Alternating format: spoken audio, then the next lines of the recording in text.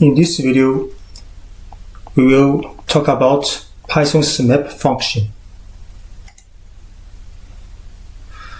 So map function will return some map object, which is an iterate of the results after applying the given function to each item of a given iterable. This iterable like list tuple, and the returned value from the map function is a map object.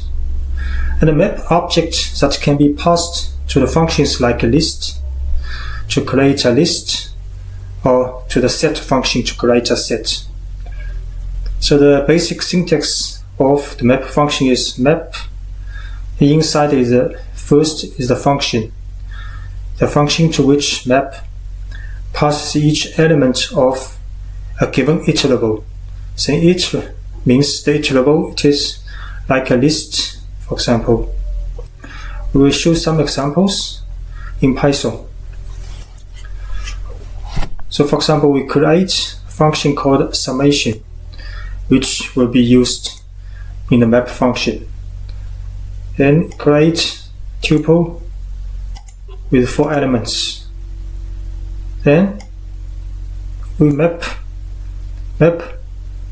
this function to this tuple. And if you show this object, the map object, will not show the information or elements in this object. So we have to use the function list for this object and print out. So now each element in this list is the summation or double of the original tuple. So the same result can be done through a map function, and the inside is the function we can write a lambda function, so anonymous function, lambda x, and the statement for the function's part is x plus x, so double of x. Then the next argument in map function is also this tuple.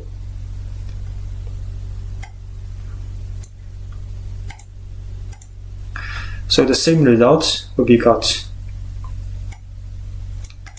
The next example is we can add two numbers. And in the map function, the first argument is also a lambda function, x plus y, the lambda function, and the input the argument is x and y. Then the passing argument is a two list now. So map function can pass more than one iterable object.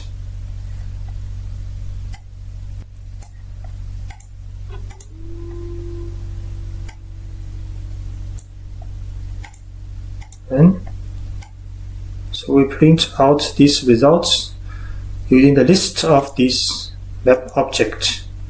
The result is the summation of these two lists element.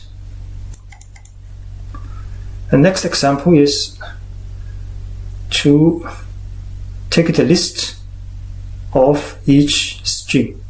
So first we create a list of 4 strings. Then we use the list map, and inside the map the function is list. So this list function will take each alphabet of the string into a list. So we will see how it is going. We'll print. So the result is a list of lists, and the sublist is a list of alphabets which come from the original string. And next we will show the map in which the function was mapped include if and else tests. So we only want to double the even numbers for the passing list. So for the function part, we write if else test,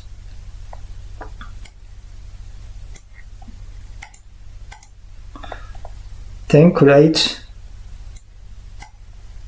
a list with 5 numbers. Same as before, we will use list to map and this function called double even, and with the number list as iterable passed to the map function. So the result is